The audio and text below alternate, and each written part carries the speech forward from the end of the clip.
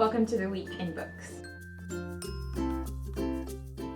Last week it was announced that Chris Riddell, who's the Children's Laureate, is going to be publishing with his publisher Pam Macmillan a Doodle-a-Day diary. So one of the things that Chris said when he was announced as the laureate was that he was going to do a doodle a day to kind of represent the experience of being the laureate, but he also encouraged everyone to do a doodle a day as well. In October, Pam Macmillan is going to be publishing a kind of interactive doodle, fill in the gaps, colouring in diary. It's coming out on the 22nd of October. It's going to be $9.99 and 20p of every book is going to be donated to charity. So the best thing that I got in the post this week is hands down Dress Up Taylor Swift. Now, here at We Love This Book, we think that maybe sticker books are going to be the next adult colouring in, and this is published by Buster Activity Books, and it's from Taylor Swift's music videos, and you can dress her up. There's loads and loads of stickers about. You'll see that quite a lot of them have gone, as this has been around the office already, and then you get scenes from her music videos which you can dress up, which is, this one is half done. So that's Dress Up Taylor Swift. The book I have been reading this weekend is Silence is Goldfish by Annabel Pitcher. Now I've only just started reading it yesterday, so I've only read the first kind of 80 pages, but I'm such a big fan of Annabel's previous books, which were Ketchup Pads and, more famously, My Sister Lives on the Mantelpiece.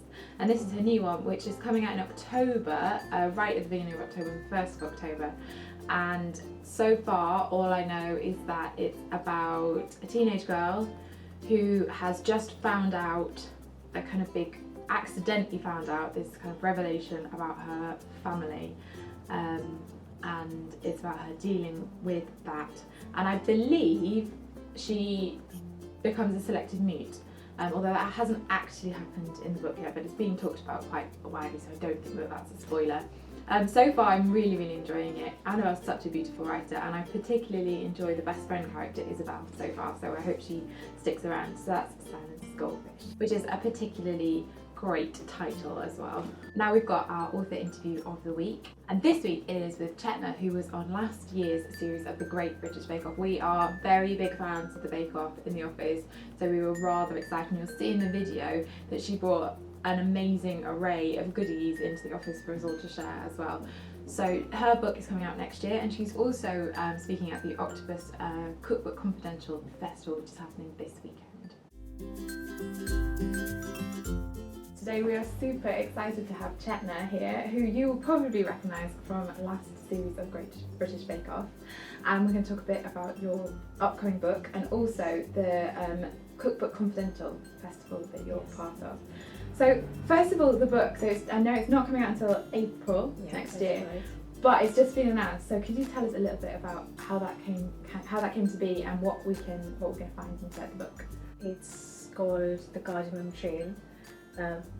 It's not about cardamom only, okay, and it's just my journey of baking and my knowledge and expertise on Indian food, and basically all two of them coming together. Okay. So it's got all sorts of sweet and savoury recipes.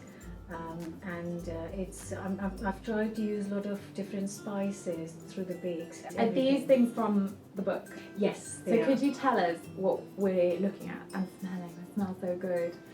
So here I've got the savoury biscuits. Okay. And the spice in it is the fenugreek. This is one of the chutneys in the book, which is a garlic and chili chutney. And here is rose and fennel cake. Here are some palmiers, and in India, the combination of cashew nuts and raisins is quite a traditional combination to use in puddings. Yeah. So I've tried to combine that with cardamom in these. And here are some chocolate chip cookies, but with a secret twist. Okay. And for the twist, you need to wait for my book. Okay. you are taking part in the Cookbook Confidential, which is the first food and drink festival that's organised by Octopus, who are publishing your book. So tell us a little bit about what you're going to be doing there. So I'm doing a demo, Okay. and I'm going to be doing a sweet samosa bake. Because it's baked, it's not really too bad, it's not dry. And I will also be bringing few of my bakes for people to have a little taste. Okay, so that's the 5th of September. We'll Yes. put a link to the festival. You can buy tickets for everything that's happening all day, so have a look at what's on. Now, predictably, I am going to ask you a bit about the Bake Off. Are you watching this year's? I am, and really enjoying it. Okay. Do you have a favourite? I can't pick one for the win so far because actually some of them look quite promising, and I like Tamar's work. Also Nadia's work is quite nice. And Ian's work is really nice. I'm loving the flavour combinations he's using. Are you a reader? Do you read novels, fiction? I am part of a book group. Oh, really? Okay. What our husbands call is a wine group, but for us it's a book group. Okay. We're reading the Rosie Project right now. Okay. If you could give aspiring bakers out there one tip, what would it be? Oh, for me, the biggest thing is be patient in the kitchen. You cannot rush. That, for me, is the key to baking. Brilliant. Well, thank you so much for coming in to talk to us. Look out for Chetna's book in April, The Cardamom Trail, and make sure to have a look at the link below to see what's going on at the very first Cookbook Confidential Festival. Our bookmark this week is from the website Book Riot. Now, Book Riot is a completely brilliant American book site that if you are a book lover, you should and possibly do already know about. So you should have an explore of their whole site. But the one I particularly wanted to pull out was a collection of images that they've pulled together, which are booked sandcastles, which is very incredible and much more interesting than that maybe sounds. So we'll put the link below. So go and have a look. There's Alice in Wonderland, there's Harry Potter. So go and have a look at those. And finally, our book of the week this week is Asking for It by Louise O'Neill, which comes out on Thursday. So Louise won the YA Book Prize last year for her debut Only Ever Yours, which was brutal and brilliant. And this is in many ways similar in it's still brutal and brilliant.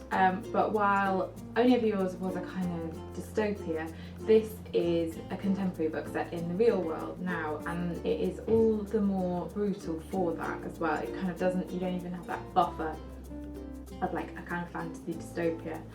It is about an 18-year-old girl, Emma, and she is at a party and she drinks a lot, and then she is raped by more than one boy at this party. But to make matters even worse, she doesn't remember it, but photos are taken and put online, so everyone knows what's happened. And the book is about the fallout from that, and about sexual consent and the responsibilities that we have, and how we talk about it, and how we deal with this when it happens, and how whether someone is drunk or whether they've already had sex or whether they're a completely horrible person has absolutely no bearing on sexual consent. So it's quite hard going at times, and if you have experienced stuff like this, it's worth being aware that it talks about it quite graphically. It was one that I had to read in small goes, but it is such a brilliant, important book. Louise is such a talented writer, and it just forces you to think about things that we all have a responsibility to think about. So our book of the week this week is Asking for It by Louise O'Neill, which is published by Quercus. Hope you've enjoyed the week in books.